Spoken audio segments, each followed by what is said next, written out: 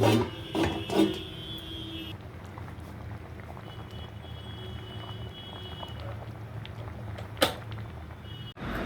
আমের টক ঝাল মিষ্টি মানে চাটনি বানিয়েছি, যেগুলো বিয়ে বাড়িতে বানানো হয়। তার জন্য আমটাকে প্রথমে ছোটো ছোটো করে কেটে, খোসা ছাড়িয়ে ছোটো ছোটো করে কেটে সেদ্ধ করে নিতে হবে।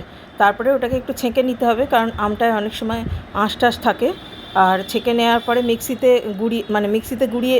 ঘুরিয়ে নিয়ে তারপরে ছাঁকতে হবে। আর মিক্সি ধোয়া জলটাও একটুখানি দিতে হবে। দিয়ে তারপরে আমটা কড়াইতে গ্যাসের মধ্যে নাড়াচাড়া করে তারপরে চিনি আর গুড় দেওয়ার পালা। তো 3 ভাগের 2 ভাগ দিয়েছি হচ্ছে গুড়, আর 3 ভাগের 1 ভাগ দিয়েছি হচ্ছে চিনি। আম নিয়েছিলাম 3টে, কাজেই সেই হিসাবে আমি নিয়েছি। আর এই চিনি আর গুড়টা দেওয়ার পরে এটাকে ভালো করে মিশতে দিয়েছি, মানে আমটা ফুটে উঠেছে যতক্ষণ না, ততক্ষণ এটাকে নাড়াচাড়া করেছি। আর তারপরে বিট লবণ দিয়েছি হচ্ছে আধ চামচ, আর এমনি লবণ দিয়েছি হচ্ছে 1 চামচ, বা এমনি নুন দিয়েছি 1 চামচ। আর শোঁঠ পাউডার বা আদার গুঁড়োর যে পাউডার, সেটা ভরে ভরে 1 চামচ দিয়েছি।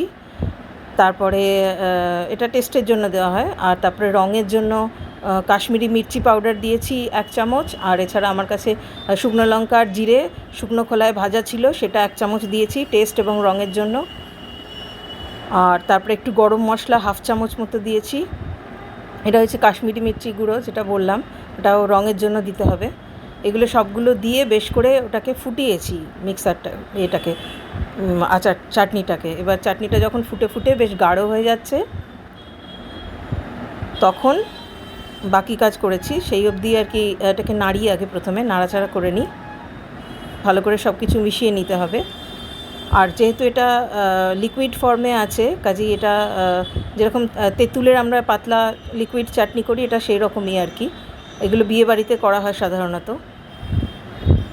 তো এরপরে হচ্ছে ওই যেটা বললাম, ঘন করতে করতে যখন দেখছি যে মোটামুটি ঠিকঠাক কনসিস্টেন্সি হয়ে গেছে, তখন ওই গরম জলেতে শুকনো খেজুর ভিজিয়ে রেখেছিলাম, সেগুলো বীজ থেকে আলাদা করে সরু সরু করে কেটে সেই খেজুরগুলো দিয়েছি। আর সবুজ কিশমিশ একটুখানি জলে ধুয়ে রেখেছিলাম, সেই সবুজ কিশমিশটা ওপর থেকে ছড়িয়ে দিয়েছি। আর সব থেকে শেষে যেটা দেবো সেটা হচ্ছে ছোটো এলাচের দানাগুলোকে গুঁড়ো করে রেখেছিলাম, সেটা ওপর থেকে ছড়িয়ে দেবো। ব্যাস, আমার মোটামুটি চাটনি কমপ্লিট। এবার একটুখানি নেড়ে ছেড়ে মিশিয়ে দিয়ে ঢাকা দিয়ে